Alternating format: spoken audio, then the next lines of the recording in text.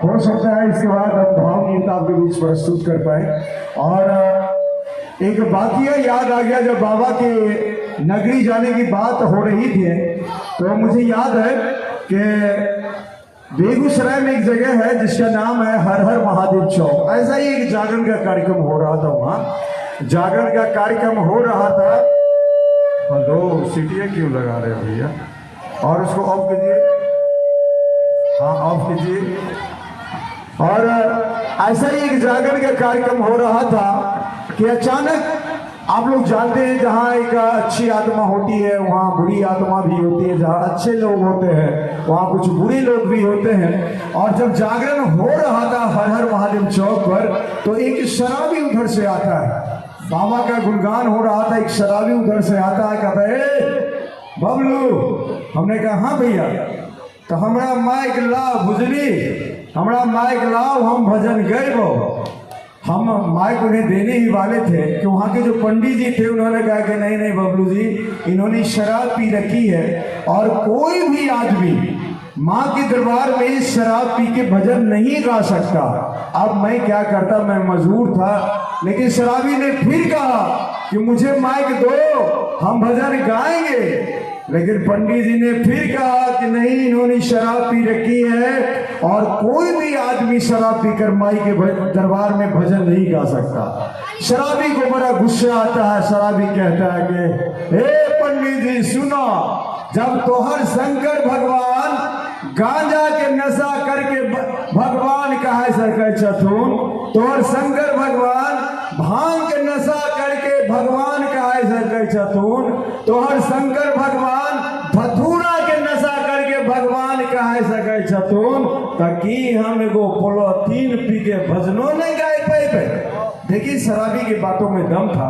मैं उन्हें माइक देने ही वाला था कि पंडित जी ने फिर रोका और कहा कि नहीं नहीं नहीं नहीं, इन्होंने शराब पी रखी है और कोई भी आदमी शराब पीकर माई के दरबार में भजन नहीं गा सकता। अब क्या होता है, पंडित जी और शराबी में तू मैं हो जाती है और एक बात पर जाके सहमति होती है कि अगर पंडित जी शराबी की एक बात का जवाब दे देंगे तो शराबी बिना भजन गाए चला जाएगा। अब क्या था, पंडित जी ने सोचा मैं तो ज्ञानी हूँ, शराबी की एक बात का जवाब क्यों नहीं दे सकता। और पंडित जी ने कहा चल पूछ, कौन सवाल पूछता है। अब देखिए पूछता है शराबी पंडित जी से, कि आपको बड़ा मजा आएगा। और शराबी पंडित जी से पूछता है कि पंडित जी ये बता,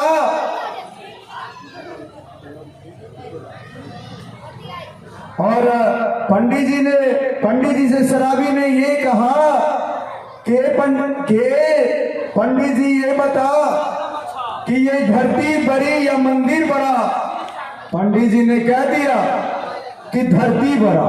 अगर धरती बड़ा तो शेषनाग के सर पे क्यों पड़ा? पंडित जी ने कह दिया कि शेषनाग बड़ा। अगर शेषनाग बड़ा तो शंकर के गले में क्यों पड़ा?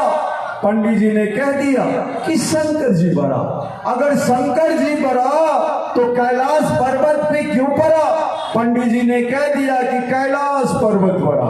अगर कैलाश पर्वत बड़ा तो हनुमान के हाथों में क्यों पड़ा? पंडित जी ने कह दिया कि हनुमान जी बड़ा।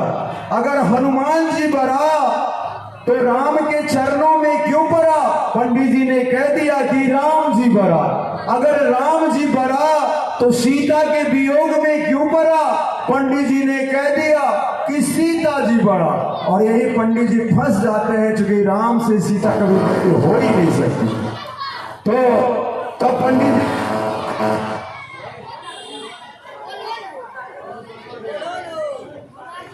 हेलो, और तब पंडित जी को अपनी अज्ञानता का पता चलता है। पंडित जी कहते हैं कि देख मुझको इस उलझन में मत पड़ा कि कौन बड़ा।